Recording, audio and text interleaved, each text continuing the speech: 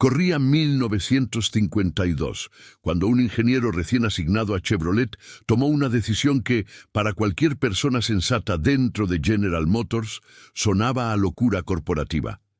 Sobre su escritorio tenía un motor V8 casi terminado, listo para entrar en producción en cuestión de meses, resultado de años de trabajo previo de todo un equipo de ingenieros. Lo miró. Decidió que no servía para lo que Chevrolet realmente necesitaba, y lo tiró completo a la basura, empezando de cero, sin ninguna garantía de que pudiera terminar algo mejor a tiempo. Lo que vino después fue una carrera contra el tiempo tan apretada que el motor que terminaría definiendo a Chevrolet durante las siguientes 7 décadas estuvo, en más de un momento, a punto de no llegar a tiempo. Esta es la historia del motor que Chevrolet casi no logró fabricar a tiempo. Para entender por qué esta decisión resultaba tan arriesgada, hay que entender el contexto de Chevrolet a comienzos de los años 50.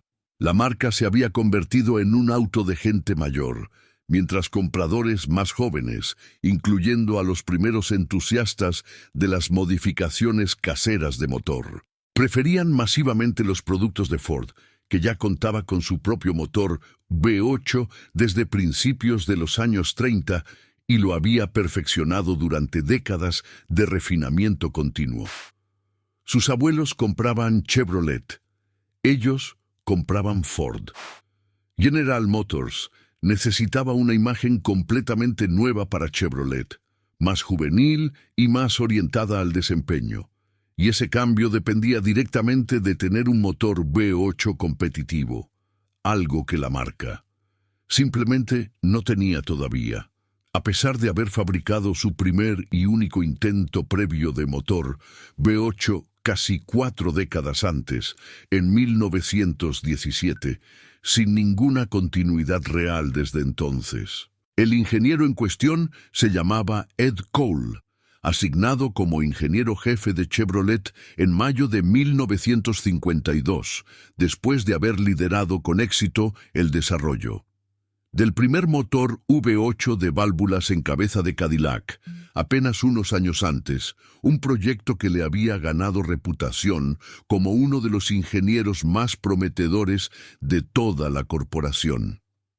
Cole tenía apenas 34 años cuando asumió ese cargo previo en Cadillac y su lema personal, repetido con frecuencia entre sus colaboradores, era simplemente patear el status quo hasta hacerlo pedazos. Sobre la mesa de trabajo que heredó de su antecesor, Ed Kelly, el mismo hombre que había desarrollado el célebre motor 6 cilindros Stovebolt de Chevrolet décadas antes, encontró un proyecto de motor V8 de 231 pulgadas cúbicas, esencialmente una versión reducida del motor Cadillac, casi listo para producción. Cole determinó que ese diseño tenía poco potencial de crecimiento futuro, resultaba demasiado pesado, y sus costos de producción eran inaceptables para un auto popular como el Chevrolet, destinado a venderse en volúmenes muchísimo mayores que cualquier Cadillac. Lo descartó por completo y empezó de cero, para consternación de buena parte del equipo que ya había invertido años en el proyecto anterior. Y aquí está el momento donde nace la verdadera tensión de esta historia. Apenas 15 semanas después de asumir el cargo, Cole ya tenía el primer prototipo de su nuevo motor listo para pruebas. Un ritmo de desarrollo casi imposible para cualquier estándar de la industria automotriz de la época. Menos de 2 años separarían ese primer prototipo de la producción en serie, un plazo extremadamente apretado para diseñar, probar y fabricar en masa un motor completamente nuevo desde cero. Para sostener ese ritmo, Cole convenció a la directiva de General Motors de expandir su equipo de ingeniería de 850 a 2.900 personas. Una inversión de recursos humanos poco común incluso para una corporación del tamaño de General Motors. El riesgo no era solamente de calendario. Cole apostó por técnicas de fundición de pared delgada de precisión, nunca antes aplicadas en fundiciones automotrices americanas a esa escala de producción masiva. Además de reducir al mínimo posible el número de núcleos de molde utilizados durante el proceso de fundición, buscando disminuir defectos internos en cada bloque de motor producido en la línea. Era una apuesta de manufactura genuinamente arriesgada, el tipo de decisión que, si fallaba en la línea de producción a gran escala, podía significar meses adicionales de retraso que Chevrolet simplemente no tenía disponibles antes del lanzamiento del modelo 1955.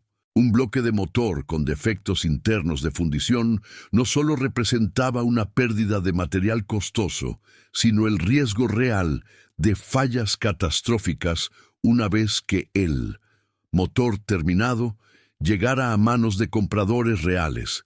Exactamente el tipo de problema de reputación que Chevrolet no podía permitirse en un momento tan crítico para reinventar su imagen frente al público. La presión de tiempo tenía además un motivo comercial urgente. El Corvette, lanzado en 1953, todavía utilizaba un motor de 6 cilindros llamado Blue Flame. Sencillamente porque el nuevo V8 no estaba listo a tiempo para el lanzamiento del propio auto deportivo. Cada mes adicional de retraso significaba otro mes en que el auto insignia de Chevrolet competía en desventaja directa frente a rivales ya equipados con motores V8 más potentes. Y justo cuando el proyecto técnico avanzaba a buen ritmo, apareció un obstáculo completamente distinto, uno puramente político dentro de la propia General Motors. Exactamente el tipo de complicación que ningún ingeniero podía haber anticipado ni resolver con más horas de trabajo en el taller. Existía una regla interna corporativa que establecía que, una vez que una división introdujera una innovación tecnológica específica, ninguna otra división podía utilizarla durante un periodo de 2 años completos, una política pensada originalmente para evitar competencia interna entre las propias marcas de General Motors. El problema era que el tren de válvulas del nuevo motor de Chevrolet resultaba prácticamente idéntico al que la división Pontiac ya tenía planeado para su propio V8. Un diseño que además ya estaba destinado a los chasis de los modelos Pontiac de 1953 y 1954. La situación se resolvió de una forma casi accidental, ajena por completo a cualquier decisión de ingeniería. Buick presionó a la corporación para retrasar el lanzamiento del V8 de Pontiac, buscando no opacar el aniversario número 50 de su propio motor V8 recién desarrollado, un evento de marketing interno que la división consideraba prioritario. Ese retraso político, completamente ajeno a la ingeniería del motor de Chevrolet, terminó abriendo la ventana exacta que Cole necesitaba para lanzar su propio motor con un diseño de válvulas similar, sin violar técnicamente la regla interna de exclusividad tecnológica, dejando a la propia Pontiac perjudicada 2 veces por decisiones que no tenían absolutamente nada que ver con su propia ingeniería. El motor, bautizado Turbofire 265 por su desplazamiento en pulgadas cúbicas, finalmente debutó en 1955, equipando tanto la línea Bel Air como el Corvette rediseñado de ese mismo año modelo. La versión básica, con carburador de 2 bocas, entregaba 162 caballos de fuerza a 4. 1.400 revoluciones por minuto, con un torque de 257 libras-pie.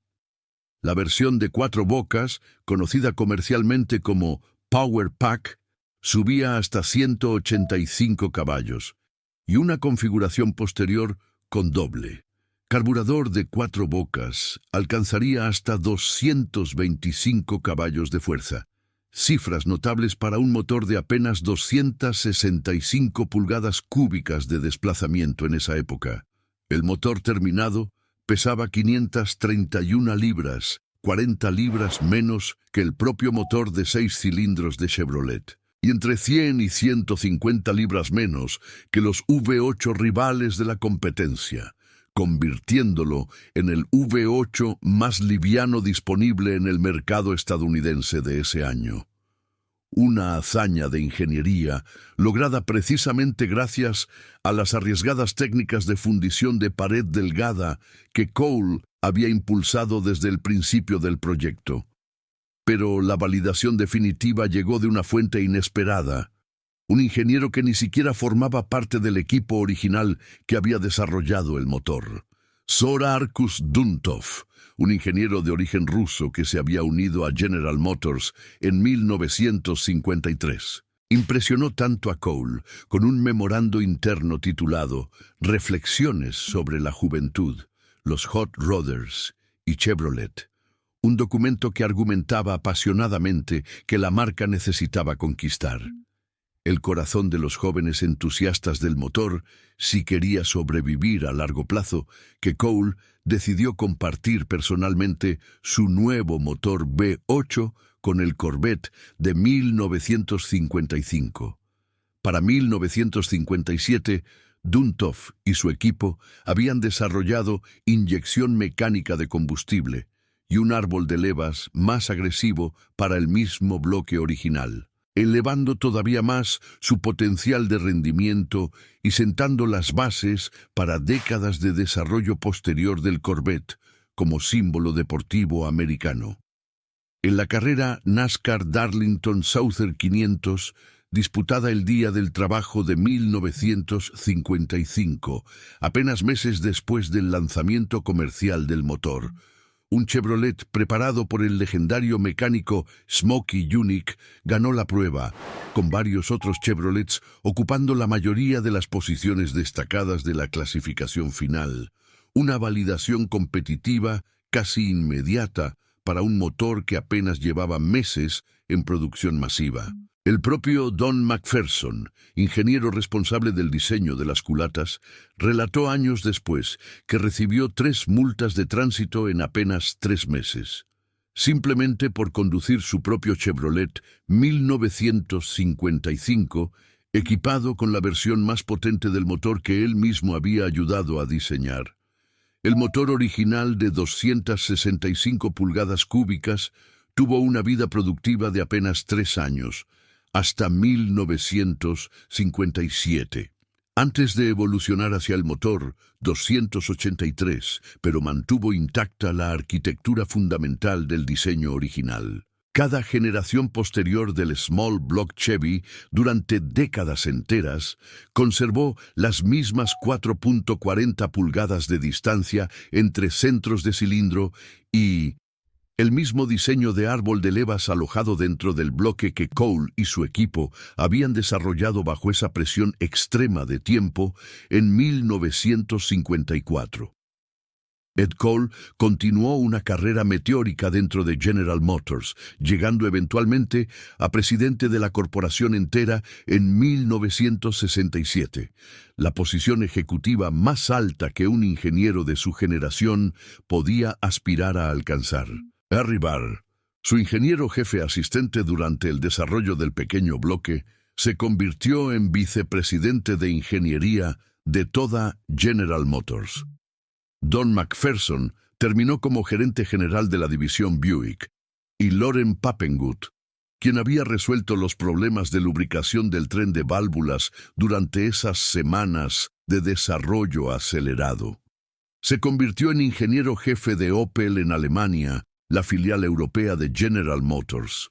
El pequeño equipo que había corrido contra el reloj en 1952, arriesgando la reputación completa de Chevrolet en un proyecto desarrollado bajo una presión de tiempo casi inhumana. Terminó, años después, dirigiendo buena parte de la ingeniería de toda la corporación más grande de la industria automotriz mundial.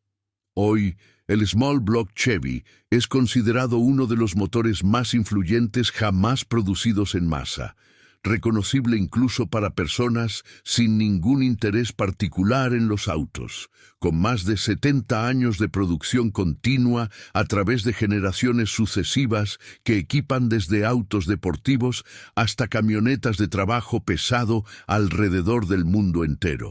Todo esto nació de una decisión que en 1952 parecía rozar la imprudencia total: descartar un proyecto casi terminado y apostarlo todo a un motor completamente nuevo, desarrollado bajo una presión de tiempo extrema, utilizando técnicas de fabricación que nadie en la industria americana había probado antes a esa escala de producción masiva. La historia del pequeño bloque de Chevrolet demuestra algo que rara vez se reconoce dentro de la ingeniería automotriz: que a veces la decisión correcta no es perfeccionar lentamente lo que ya existe, sino tener el coraje de descartarlo por completo cuando el instinto profesional indica que se puede hacer algo genuinamente mejor. Incluso sin ninguna garantía de éxito y con el reloj corriendo en contra desde el primer día. Si esta historia te pareció fascinante, dale like y suscríbete, porque vienen muchas más así.